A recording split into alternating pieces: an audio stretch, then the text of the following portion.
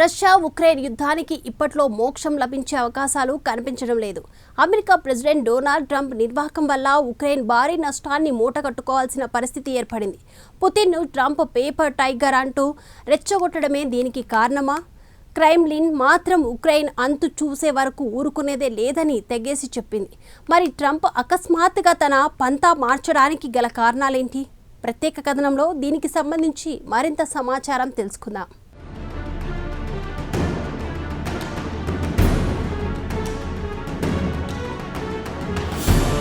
Russia Ukraine యుద్ధాన్ని తాను అధికారంలోకి వచ్చిన 24 గంటల్లో ముగించేస్తానని ప్రగల్భాలు పలికిన ట్రంప్కు అడుగడుగున అవమానాలు ఎదుర్కోవాల్సి వస్తోంది. ట్రంప్ మాటను రష్యా ప్రెసిడెంట్ బేఖాతరు చేయడమే దీనికి కారణం. పుతిన్కు ఎంత నచ్చజెప్పినా ఆయన మాత్రం లేనిపోని షరతులు విధించి ట్రంప్ను ముప్పుతిప్పలు పెట్టాడు. అలస్కాలో ఇరువురు నాయకుల మధ్య జరిగిన ముఖాముఖి చర్చల సందర్భంగా కూడా ఎలాంటి ఒప్పందానికి రాలేకపోయారు. ఇక తాజాగా ట్రంప్ పుతిన్ను ఉద్దేశించి పేపర్ టైగర్ అంటూ చేసిన కామెంట్స్ రష్యాకు మింగుడు పడ్డం లేదు.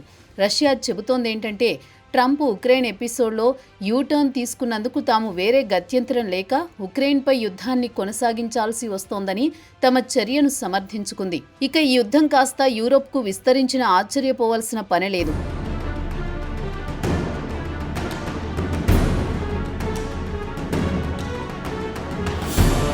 ఇక ట్రంప్ రష్యాను పేపర్ టైగర్ అని వ్యాఖ్యానించడంతో ఇక తాము ఉక్రెయిన్ యుద్ధాన్ని కొనసాగిస్తామని క్రెమ్లిన్ ఒక ప్రకటనలో పేర్కొంది.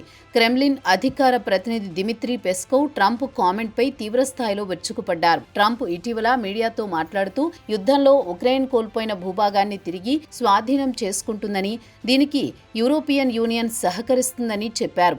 కాగా రష్యా ఉక్రెయిన్ యుద్ధం 4వ సంవత్సరంలోకి అడుగుపెట్టింది. ఇప్పటికీ యుక్రెయిన్లో 20% భూభాగాన్ని రష్యా ఆక్రమించింది. తాజాగా ట్రంప్ చేసిన అనుచిత వ్యాఖ్యలకు మాస్కో మండిపడింది. ఇక ఉక్రెయిన్లో తమ లక్ష్యంగా సాధించే వరకు యుద్ధం కొనసాగుతుందన్నారు దిమిత్రీ పెస్కోవ్.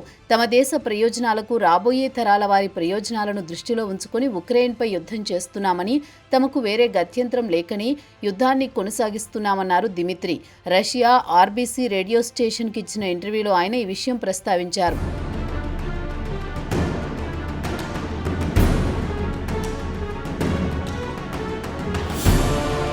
ట్రంప్ గత మంగళవారం నాడు ఐక్యరాజ్య సమితి జనరల్ అసెంబ్లీలో ఉక్రెయిన్ ప్రెసిడెంట్ జెలెన్స్కీతో భేటీ అయ్యారు. ఆ తర్వాత ఆయన తన సోషల్ మీడియా ట్రూత్ దీనికి సంబంధించి పోస్టు పెట్టారు. రష్యాతో ఉక్రెయిన్ యుద్ధం చేసి గెలవగలదని, ఇప్పటి వరకు కోల్పోయిన భూభాగాన్ని తిరిగి స్వాధీనం చేసుకోగలదన్న ధీమాను వ్యక్తం చేశారు. ట్రంప్ పనిలో పనిగా రష్యా గురించి, పుతిన్ గురించి తేలికగా మాట్లాడారు.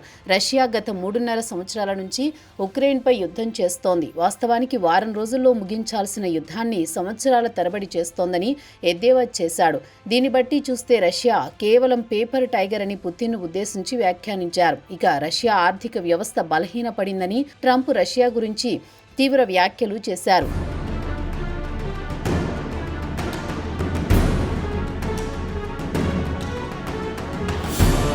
ట్రంప్ వ్యాఖ్యలకు పెస్కోవ్ ఘాటుగా స్పందించారు. ట్రంప్ చేసిన పేపర్ టైగర్ వ్యాఖ్యపై స్పందిస్తూ రష్యా పేపర్ టైగర్ కాదు, ఎలుగుబంటి అని కామెంట్ చేశారు. తమ ఆర్థిక వ్యవస్థ బలహీనపడిందని అంగీకరించారు. గత 3 సంవత్సరాల నుంచి ఆర్థిక వ్యవస్థ మందగించిందని, ద్రవ్యోల్బణంతో సతమతమవుతున్నామన్నారు. మాస్కో ఆర్మీ నుంచి కోల్పోయిన భూములను ఉక్రెయిన్ తిరిగి స్వాధీనం చేసుకుంటుందని ఊహించుకోవడం తప్పని అన్నారు. ఉక్రెయిన్ సైనికులు తిరిగి ఉక్రెయిన్ భూభాగాలను స్వాధీనం చేసుకోవడం అనే పగటి కలలు కనడం మానేయాలని ట్రంప్కు సలహా ఇచ్చారు. గత నెల అలస్కాలో పుతిన్కు ట్రంప్కు మధ్య జరిగిన చర్చలో కూడా ఎలాంటి పురోగతి కనిపించలేదు. 0 ఫలితాలు సాధించారని పెస్కోవ్ అన్నారు.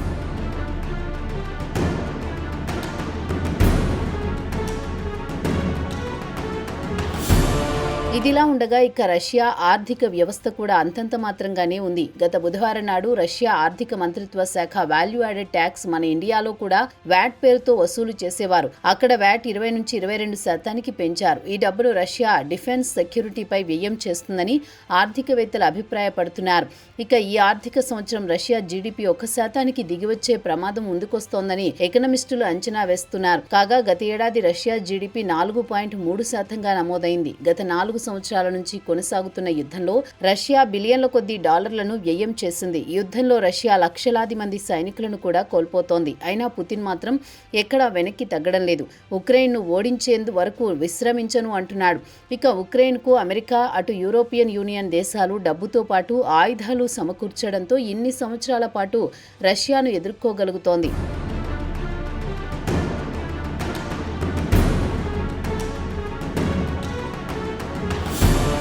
అలెస్కా సమ్మిట్ తర్వాత జెలెన్స్కీతో పాటు యూరోప్కు చెందిన ప్రముఖ నాయకులు వైట్ హౌస్లో భేటీ అయ్యారు. ఇక పుతిన్ మాత్రం జెలెన్స్కీతో సమావేశం కావడానికి పెద్దగా ఆసక్తి చూపడం లేదు. అలస్కా మీటింగ్ తర్వాత ఉక్రెయిన్పై రష్యా బాంబుల వర్షం కురిపించింది. ప్రధానంగా రెసిడెన్షియల్ ఏరియాను టార్గెట్ చేశాడు పుతిన్. దీంతో పాటు తూర్పు యూరోపియన్ ఎయిరోస్పేస్లో నిబంధనలు ఉల్లంఘించి వారిని రెచ్చగొట్టాడు. ఇటీవల కాలంలో రష్యాతో పాటు ఇస్టోనియా ఎయిర్ స్పేస్లో ప్రవేశించాడు. పోలాండ్లో రష్యాకు చెందిన సుమారు 20 డ్రోన్లు ప్రవేశించాయి. దీంతో రష్యా యూరోప్తో పాటు నాటో దేశాల్లో ప్రవేశించి రెచ్చగొట్టింది. కయ్యానికి కాలు దువ్వుతుందా అన్న అనుమానాలు వ్యక్తమయ్యాయి. ఇదిలా ఉండగా గత మంగళవారం నాడు నాటో దేశాలు రష్యాను హెచ్చరించాయి. ఒకవేళ నాటో సభ్య దేశాలపై దాడులు చేస్తే అన్ని దేశాలు కలిసి రష్యాపై దాడి చేస్తాయని హెచ్చరించాయి.